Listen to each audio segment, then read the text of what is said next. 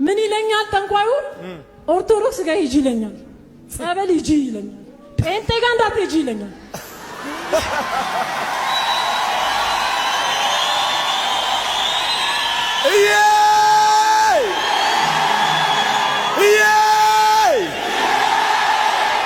ሞጆ ላይ ነው ቁጭ ያለው አሁን። አዎ በዓለም ከአሜሪካ ከጀርመን ያልመጡ የለም ወደሱ ምን አለኝ?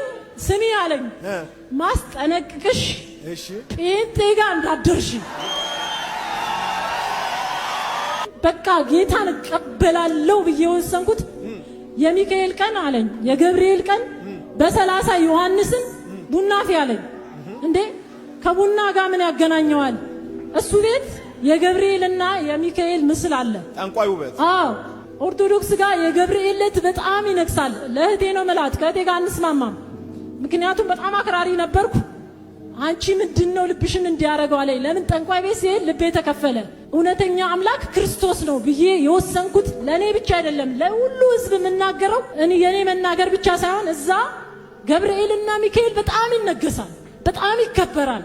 ጠንቋዩ ቤት ቤተክርስቲያንም ሲሄድ በጣም ይደገሳል። እንደተመለከታችሁት ነው።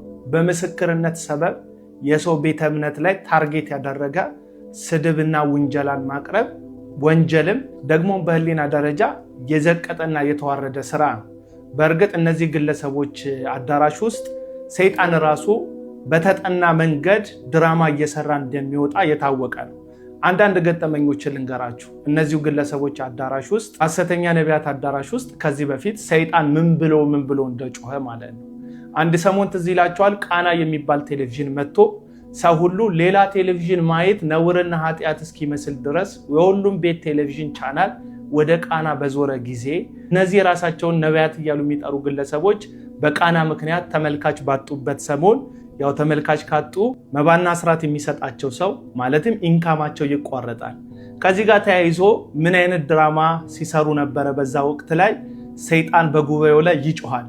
ማን ስምህን ተናገር ሲባል ሰይጣኑ እኔ ቃና ነኝ እያለን ዲጮ ሲያደርጉ ነበረ። ለምን ሰው ሁሉ በየቤቱ እኔ ቃና ነኝ እያለ የጮኸውን አጋንንት በማየት ቃና የሚባል ቴሌቪዥን ከሰይጣንና ከ666 ጋር የተያያዘ ነው ብሎ ወደ እነሱ ቴሌቪዥን ቻናል እንዲመለስና መባና አስራቱ እንዲቀጥልላቸው ማለት ነው። ኮሮና በመጣ ጊዜ የሰው ሁሉ ትኩረት ኮሮናን በተመለከተ በሆነ ጊዜ ላይ ሰይጣን ኮሮና ነኝ ብሎ ሲጮህ አዳራሻቸው ውስጥ ሰምተናል። ምን እያሉን ነው? በተዘዋዋሪ ዓለም ላይ የመጣው ይሄ አስደንጋጭ በሽታ ሰይጣን ስለሆነ እኛንን መፍትሄ ሰጪዎቹ ብለው ራሳቸውን ፕሮሞት ሲያደርጉ ነበረ። እኚሁ ግለሰቦች ግን ቀጥሎ ባለው ፕሮግራማቸው ላይ ማክስና ጓንት አድርገው ሳኒታይዘር ሁሉ ሻወር ወስደዋል። ደግሞ ሶሪያ ላይ ብጥብጥ በተነሳ ጊዜ ላይ እዚሁ ቸርች ውስጥ ሶሪያን የበጠበጥኩት መንፈስ ነኝ፣ ኢትዮጵያን ልበጠብጥ ነው፣ ስለዚህ ኢትዮጵያን እንዳልበጠብጥ ደግሞ ያደረከኝ አንተ ነህ ብሎ ከመገናኛ ብዙሃን ላይ ይጮ የነበረውን ዜና ወደ አጋንንትነት ቀይሮ እሱ ኢትዮጵያ እንዳትበጠበጥ የመጣ ነብይ እንደሆነ ለመሳል ሲሞክር ተመልክተናል። አያችሁ፣ እያንዳንዱ ነገር በእነሱ እጅ መፍትሄ እንደሚያገኝና እነሱ ዋና የመፍትሄ አካልና ማዕከል እንደሆኑ ማሳየት ነው እንጂ ዓላማቸው ልክ ከኦርቶዶክስ ቤተክርስቲያን በማውጣት ሰውን ኢየሱስን እንዲያ የሚያደርጉ ሰዎች አይደሉም። ይቺ ሴት ግን እየመሰከረች ያለችው እዛ ኢየሱስ ስለሌላ እዛ ኢየሱስ ስለማይሰበክ ጠንቋዩ ገብርኤልና ሚካኤልን ቀን ላይ ከበርቻቻ ስለሚያደርግ ተመሳሳይ ስለሆነ ከኦርቶዶክስ ጋር እኔ ኢየሱስ ብቻ ያለበት ቦታ መጣው ስትል ትሰሟታላችሁ።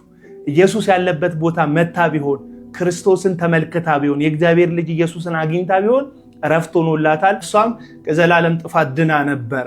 ነገር ግን ኢየሱስ ክርስቶስ የሚነግስበት ቦታ ሳይሆን አንድ ግለሰብ ራሱን አጉልቶ የሚያሳይበት አጋንንት ሁሉ ሲጮህ ከሱ ጋር በተገናኘ ምስክርነት የሚሰጥበት አዳራሽ ውስጥ ነው መልሰ የመጣችው።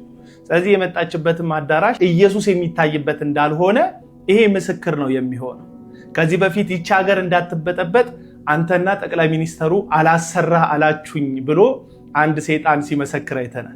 ይህ ሁሉ የሚያሳያችሁ በዛ አዳራሽ ውስጥ ከሚወጡ ብዙ ሰይጣኖች መካከል አብዛኞቹ የተጠኑና ድራማ እንደሆኑ ማሳያዎች ናቸው። ስለዚህ የሰው ቤተ እምነት ላይ ዘላችሁ ማጠልሸትና ማንቋሸሽን ከምታደርጉ መጽሐፍ ቅዱሱ እንደዚህ አይነት ትምህርት አያስተምረንም። በራስ ላይ እንዲደረግ የማትፈልገውን ነገር በባልንጀራ ላይ አታድርግ ይላል። ቤተ እምነት እንዳይዋረድ የእናንተ ቤተ እምነት እንዳይንቋሸሽ የምትፈልጉ የራሳችሁን ቤተ እምነት የምታከብሩ ከሆነ የሌሎቹን ሰዎች ቤተ እምነት ለማክበር ልባችሁ የተዘጋጀ ይሁን። ያ ማለት የሐሰት ትምህርታቸውን አታፍርሱ፣ እውነታችሁን አትግለጡ ማለት ሳይሆን እንደ ቤተ እምነትና እንደ እምነት ግን እናንተ እንድትከበሩ እንደምትፈልጉት የሌላውንም ቤተ እምነት ማክበር ጨዋነትም ብልሃትም ደግሞ የወንጌልን መንገድ ነው ብዬ አስባለሁ። በተለያየ ምስክርነትና በአጋንንት ማስወጣት ሰበብ የሰው ሃይማኖት ላይ የምታደርጉትን ማንቋሸሽና ማጥላላት እጅግ በጣም አስጸያፊ እንደሆነ ለመናገር ነው ቪዲዮ የሰራሁት። ይመቻችሁ። አገር ውስጥ ከተቀሰቀሰው ጦርነት ጋር ተያይዞ ወደ ጴንጤው ሰፈር ኤክስፔክት የምናደርገውን ነገር ለመናገር ነው። ያው ራሳቸውን ነብይ ያሉ የሚጠሩ ሐሰተኛ ጠንቋዮቻችን ወጣ ብቅ ብቅ ይሉና ስለ ጦርነቱ ትንቢት ይነግሩናል።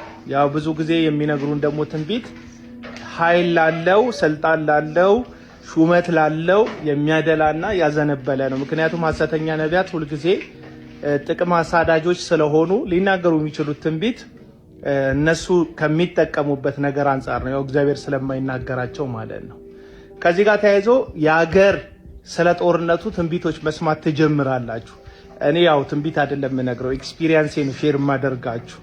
ቪዲዮ ግን አይተው ባይናገሩና ዘም ቢሉ ተሳክቶልናል ቀድመን ስላስጠነቀቅናቸው የሚለውን ግምት እንወስዳለን። ያው እነሱ ግን ወደ ላይ እግዚአብሔርን አይፈሩም፣ ወደ ጎንና ወደፊት ደግሞ ሰውንም አያፍሩም። ስለዚህ መናገራቸው አይቀርም። ስለዚህ የዚህ ቪዲዮ ዋና መልእክት ምንድነው ካላችሁ እነዚህ ሰዎች ከልባቸውና ከኪሳቸው መልእክት ብለው የሚናገሩትን ነገር ስትሰሙ ልባችሁንም ሆነ ጆሮዎቻችሁን እንድትጠብቁ ነው። ኢትዮጵያን ሰላም ያደርግልን እግዚአብሔር፣ ህዝቦቿን ምድሪቱን ደም ከመፋሰስና ከእልቂት ይጠብቅልን። ሰላም